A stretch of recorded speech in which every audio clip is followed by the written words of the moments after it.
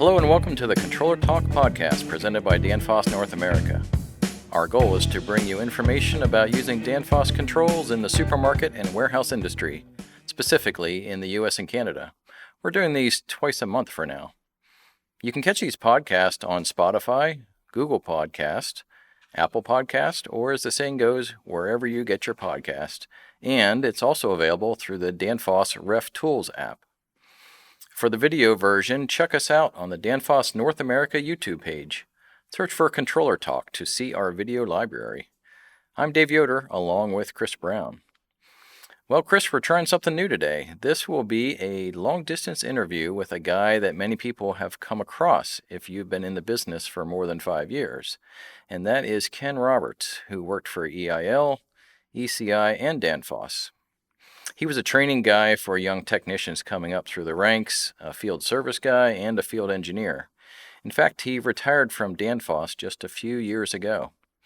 We thought it might be interesting to talk to these guys to take their take on retirement and talk about things they experienced in their careers.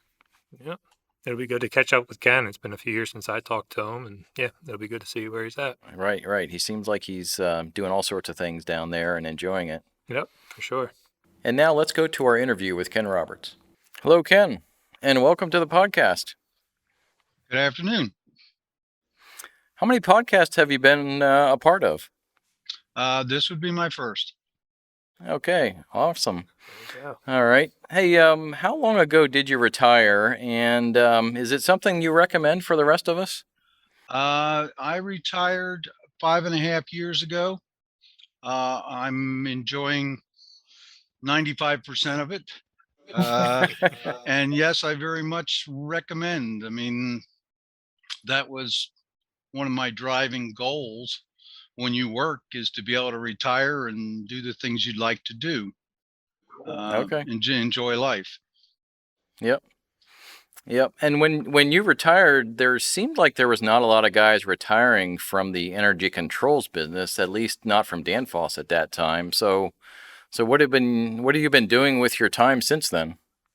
Well, when you work with Danfoss, it's a 60 or 70 hour work week.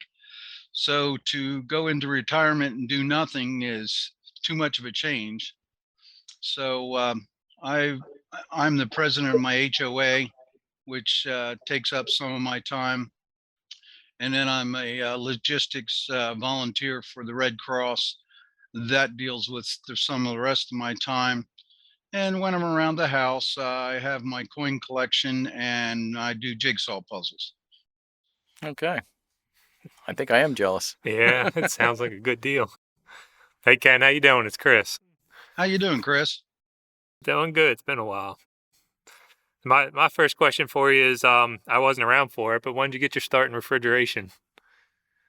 I got my start from refrigeration when I was in the military, in the U.S. Navy, and I went in as a trained vocational carpenter. But the military has different ideas about training, and they like the idea that you know nothing about what they're going to teach you. So they immediately changed me from being what I thought would be a CB to a diesel mechanic. And I learned the mechanics of an engine and what have you, which led me into the refrigeration field. And that's where I started working refrigeration on submarines.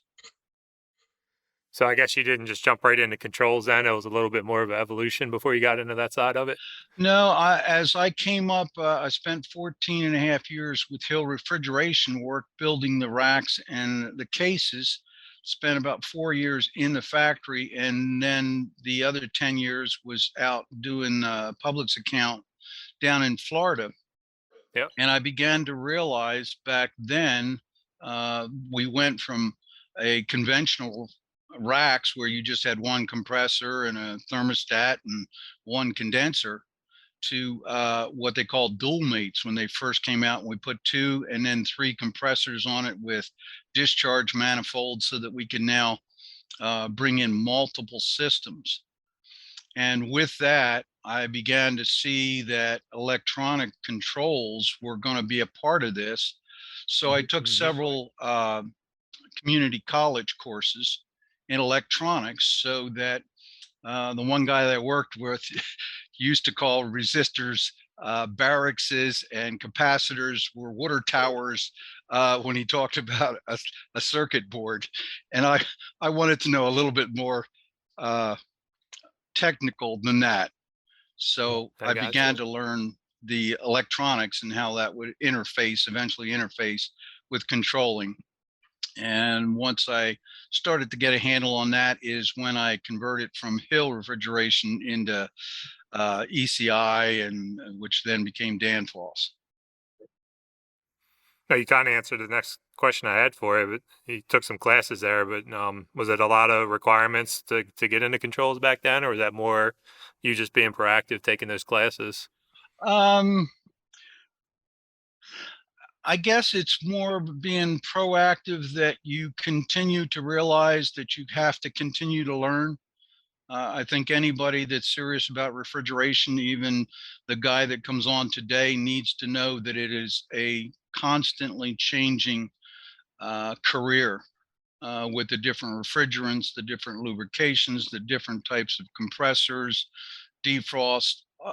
It's constantly changing, and you've got to be open to that and not let it get frustrated when you don't understand it, all the time. And it just takes some time and energy. I feel sorry for the guy that starts today that has to try to recap all the stuff that's come along before.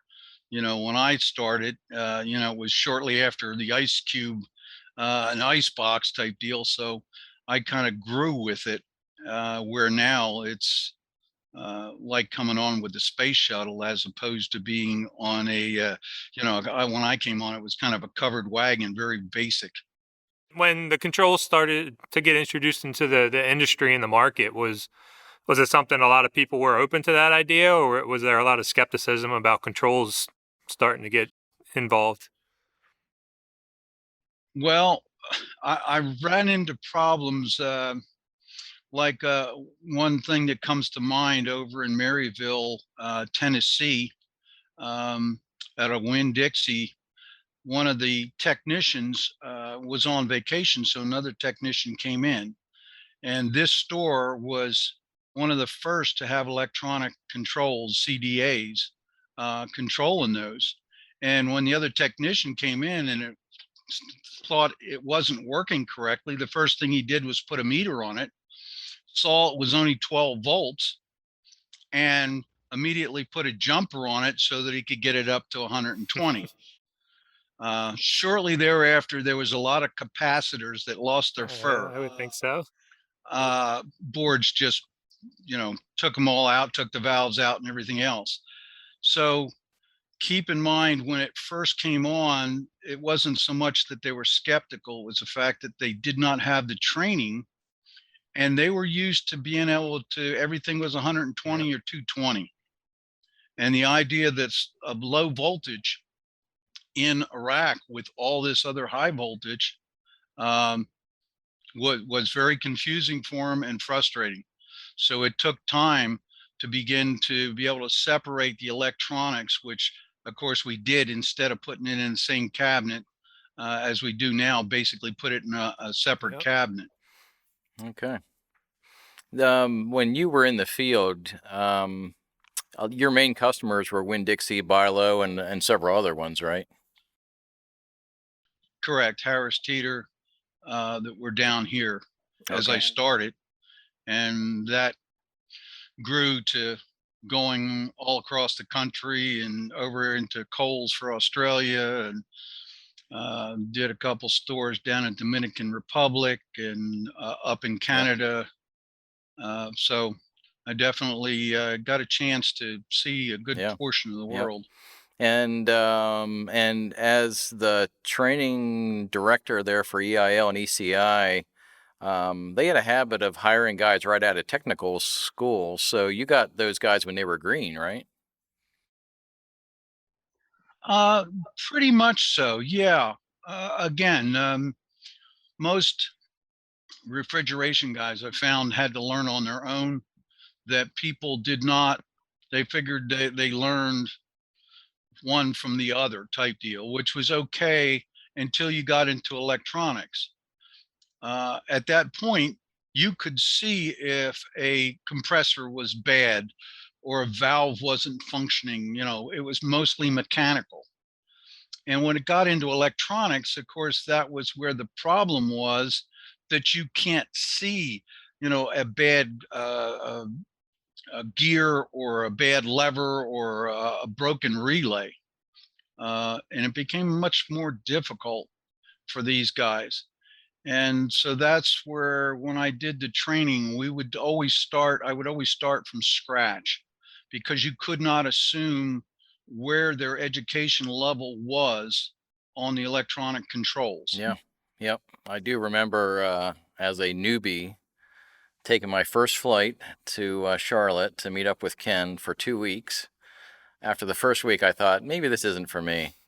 And then finally the light bulb went on, and I actually started to pick up a few things. And Ken was right about a lot of things back then, about learning the basics and getting your feet under you, getting some confidence, and then moving on. So, yeah, those are things that I will hold on to for quite a while.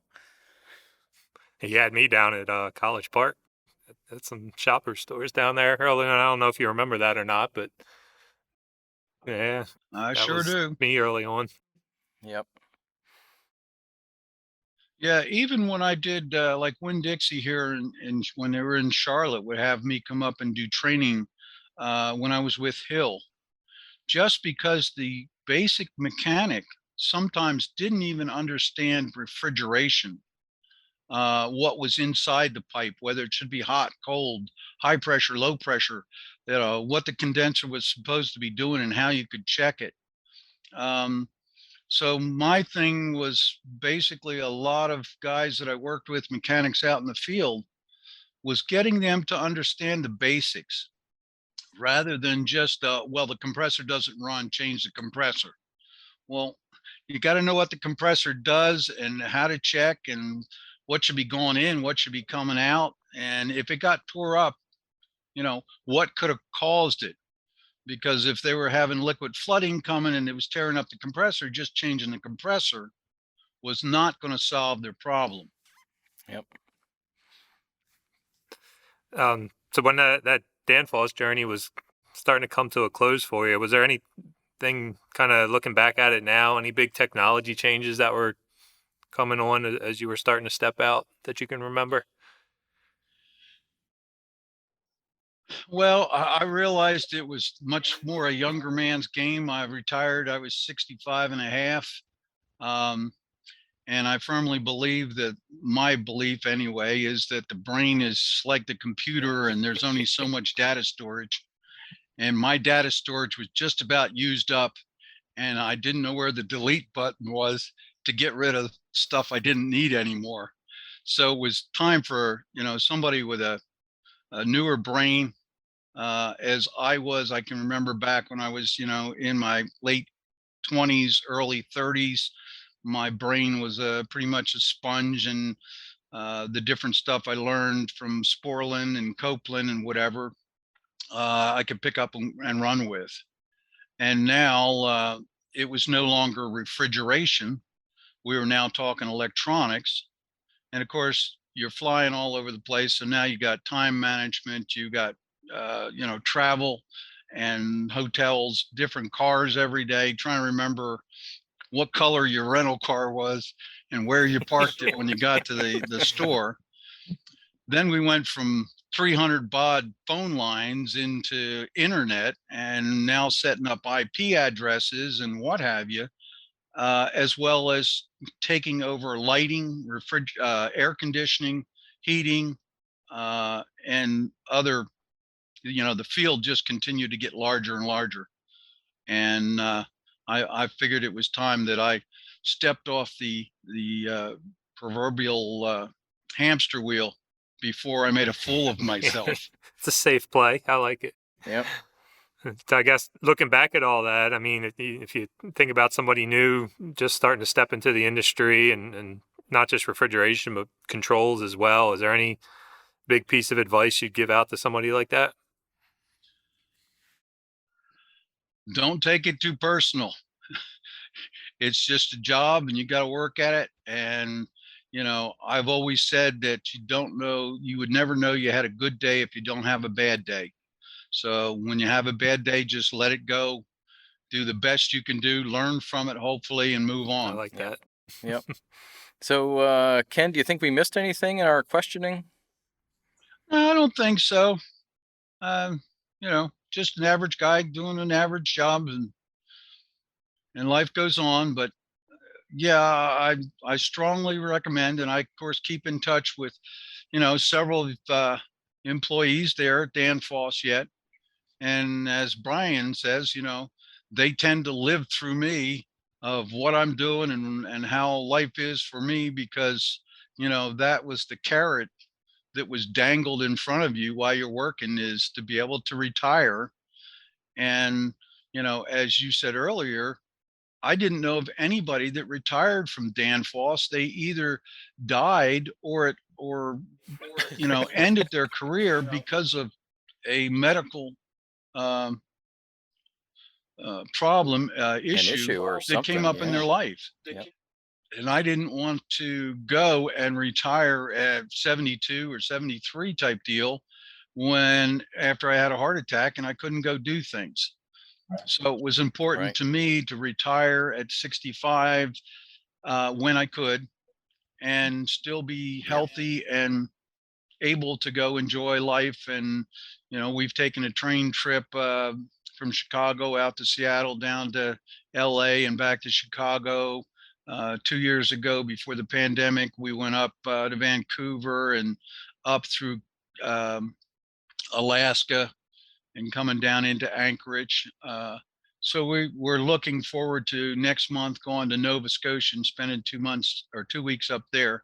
We enjoy checking out lighthouses, and that's Cool. what it should be. That's what I was told when I first started back at 16 and a half at McDonald's, that you worked hard, you saved some money for retirement. And of course, then I was lied to because they said 55, and now it's 66 or 68. So they keep moving the carrot. But it's important to be able to have a goal. The only thing that I've run into is I've more or less run out of goals. You have that goal of doing good on the job site and retiring, and I'm not sure what my next goal is once you retire. Uh, you're just kind of waiting out time at this point. But Yep. Okay. Well, it's been a real pleasure having you on the podcast. Definitely. And of course, we wish you continued success in retirement. So I guess this means if something opens up in tech support, we're not supposed to call you, right? I wouldn't be much better. You do as well as just to get somebody off the street at this point. Okay, fair enough. All right. And now, if you're familiar with the podcast, we have something called Stump Chris, where we like to give questions to Chris. I want an answer on that first part, though. Have you listened to the podcast before? Yes, I did listen to your first two podcasts. There we go. Okay. Good man. We're just checking. That makes 3 listeners. Yep. Nice. So this, I always throw this question at Chris, so I thought we would play a round of Stump Ken today. You see, I'm not sweating, right? That's right. Yeah. And we want to see if you've forgotten all of your Danfoss knowledge or not. So are you ready for a question? I can spell Danfoss yet. Very good. That's a start. Okay. So if you think back to the 255, there was a maximum number of points you could put in that controller. And let's say you wanted to add up all of your relays and all your digital inputs. What was the maximum number you could squeeze in there? Well, you could do what? Up to 8 boards, and there was 8 relays per board. True. Yes. And basically the same on inputs. The only Right. problem that you had is if we used the old modules,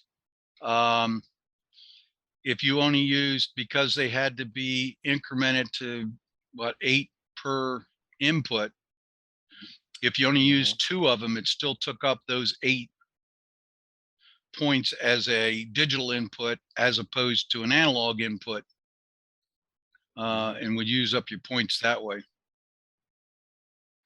Okay. So I have a feeling you don't know the answer here, Ken. Phone a friend. Phone a friend. I don't remember the exact number of.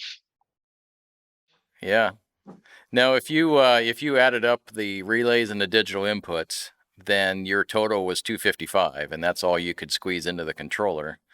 But you'll be glad to know we have some great consolation prizes for you. My consolation prize is I'm retired. That's not so bad. Well, thanks for taking time to be with us today. And like I said, we wish you well in retirement. Yep. Very well. Keep in touch. Thanks, All right. Ken. Take care, guys. Good to see you. See you. Bye. If you'd like to drop us an email with a suggestion for topics to cover, a question, or comment, you can email us at ControllerTalkNorthAmerica@danfoss.com. On our next podcast, we'll talk to everyone's favorite Cajun, Mike Celestin. Thanks for listening. Our studio and video engineers are Michael, don't call me Mike, Beckerman, and Jordan the Man Larsen. Our audio engineer is that international man of mystery himself, Raul Garcia. Until next time, for Chris Brown, I'm Dave Yoder. Stay cool.